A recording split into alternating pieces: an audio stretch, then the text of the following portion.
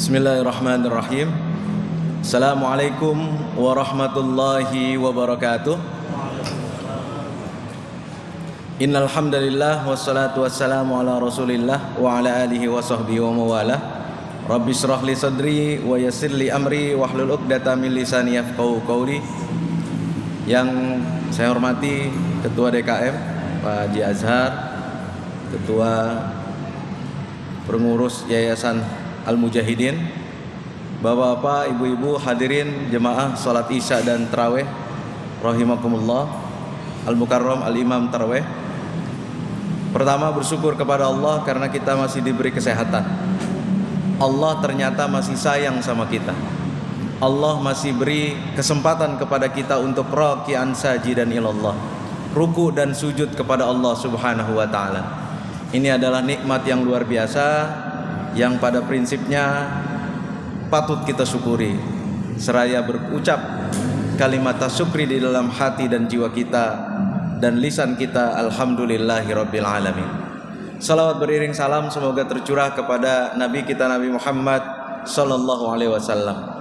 Innallaha wa malaikatahu yusholluna 'alan nabi ya ayyuhalladzina amanu shallu 'alaihi wa sallimu taslima. Ayyuhal asatiz, ayyuhal hujjaj, as'adakumullah hayatana wa hayatakum. Tema kultum tarawih pada kesempatan kali ini saya dikasih tema cukup berat nih Pak Haji Azhar, problematika pendidikan Islam di Indonesia. Bapak Ibu hadirin yang dirahmati Allah, jemaah salat Isya dan tarawih rahimakumullah. Kalau bicara tentang pendidikan, education, tarbiyah adalah satu proses learning proses pembelajaran. Dari tadinya tidak tahu menjadi tahu, dari tadinya tidak paham menjadi paham, dari tadinya tidak bisa mengamalkan sampai kita bisa mengamalkan. Bapak Ibu hadirin yang dirahmati Allah, Ali bin Abi Thalib, Sayyidina Ali bin Abi Thalib pernah mengatakan, "Allimu auladakum li ghairi zamanikum." Ajarkan anakmu karena berbeda zamanmu dengan zaman dulu.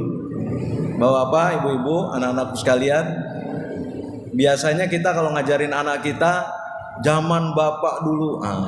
Ini adalah teori pendidikan atau teori pengajaran yang dalam tanda petik udah tidak relevan lagi. Anak kita ini udah generasi milenial. Kalau kita ini Bapak Ibu, kita ini generasi kolonial. Ya Pak Haji Azhar, ya kita semua ini beda zamannya dengan zaman kita. Nah, ketika kita bicara tentang pendidikan, ini nggak cukup waktunya, tapi hanya sekedar refleksi bagi kita semua umat Islam. Seorang bapak yang mendidik merasakan betul pandemi COVID-19 ini terasa betul tentang pendidikan. Kita baru merasakan arti makna peran seorang guru itu luar biasa. Kita baru merasakan makna seorang guru ngaji itu luar biasa. Ngajarin alif bata, alfa beta dan seterusnya. Bapak Ibu hadirin yang dirahmati Allah, ada problematika struktural. Nah, ini saya baca-baca sedikit problematika struktural, yaitu top down. Top down itu bicara tentang policy dari pemerintah, dari yang mengeluarkan policy. Ini masalah struktural. Misalnya masalah pendidikan di Indonesia ini masalah tentang kebijakan kurikulum. Nah, bapak-bapak ibu pasti udah ingat nih, kita kalau namanya buku sekolah berubah-ubah terus. Kompetensi, bicara tentang output learning dan seterusnya, dari bicara tentang apa yang harus diharapkan metodologi pendidikan dan seterusnya. Tapi itu adalah bagian dari usaha pemerintah. Tapi dalam kita sebagai orang yang mengerti setidaknya tentang pendidikan, bagaimanapun ini adalah problem-problem strukturalis. Ada juga problem tentang stigmatisasi pendidikan agama Islam atau pendidikan Islam. Kita tahu era-era keemasan Islam, kalau Bapak Ibu baca tentang sejarah, ada yang dinamakan dengan the golden age. Ketika golden age, masa-masa keemasan umat Islam, para ilmuwan banyak. Jadi kalau mau ngelihat negara maju, suatu komunitas, suatu masyarakat, lihat ilmuwannya berapa. Ini Indonesia ini udah mulai banyak ilmuwannya, berarti ciri-ciri Indonesia udah siap untuk menjadi negara maju. Kenapa India, China itu mereka cerdas dan maju berkembang? Karena ilmuwannya banyak, hasil temuannya banyak, output learningnya banyak, product knowledge-nya banyak, dan itu semua diraih dari proses pendidikan. Nah, Bapak Ibu hadirin, kita ini masih terkutat antara dua dikotomi ilmu, antara ilmu agama dengan ilmu umum. Albert Einstein sebelum meninggal, dia pernah datang ke Mesir. Ini yang sering kita dengar, the science without religion blind, the religion without science paralyzed. Ilmu tanpa iman buta, iman tanpa ilmu lumpuh. Ini sayang aja Albert Einstein nggak masuk Islam. Padahal teorinya sama dengan MC kuadrat, relativitas sampai sekarang masih dipakai. Ya, ilmu tanpa iman, orang pinter tapi nggak punya agama, nggak punya keimanan, ya kebelinger. Ini Indonesia ini kan banyak orang pinter, tapi sedikit orang benar. Bapak Ibu hadirin yang dirahmati Allah, ini mohon maaf. The religion without science. Ada orang ngerti agama, punya iman, tapi without science, nggak punya ilmunya, lumpuh, paralyzed. Nah, maka itu sekarang ada upaya integrasi keilmuan. Pak Haji Azhar, Pak Kiai kita, Ketua DKM, beliau mengajar di UIN. Itu bagian dari integrasi, mengintegrasikan antara keilmuan umum dengan keilmuan agama. Jadi tidak dikotomi. Kalau sekarang sekolah mana? Madrasah, madrasah. Ya. Tapi kalau sekolah mana? Sekolah negeri. Wah, ini cakep nih. Hebat, kompeten. Padahal nggak begitu juga. Banyak menteri, banyak orang-orang hebat, tokoh-tokoh yang lahir dari serba ketidakcukupan. Tapi mereka melaksanakan online learning process. Mohon maaf nih, sering ngomong online learning kita 1 tahun belakangan ini online learning ya. Pendidikan.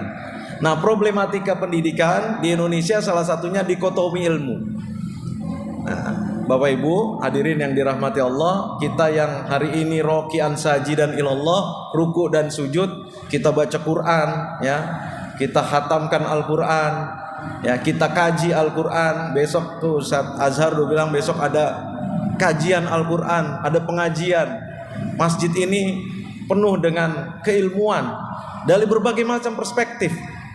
Kita baca Al-Quran, kita kaji, kita amalkan Al-Quran. Ini adalah merupakan suatu berkah anugerah bagi masyarakat Al-Mujahidin sebenarnya. Iqra'ul Quran fa innahu ya'ti yaumal qiyamah syafi'an li ashabi. Bacalah Al-Quran karena akan menjadi syafaat, penolong kita di yaumil qiyamah nanti.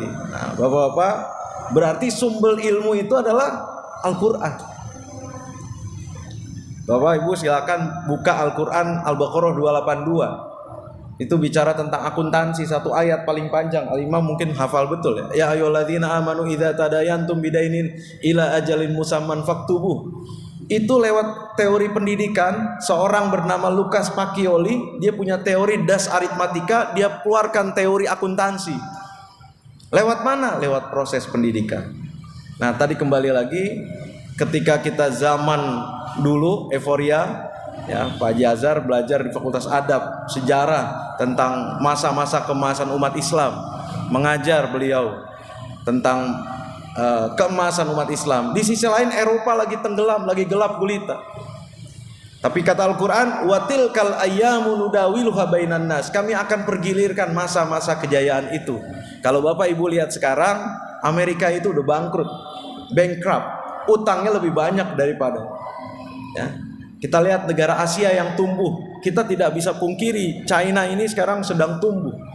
Tapi juga pertumbuhan umat Islamnya juga luar biasa. Cuma tidak show up ya, tidak terinformasikan.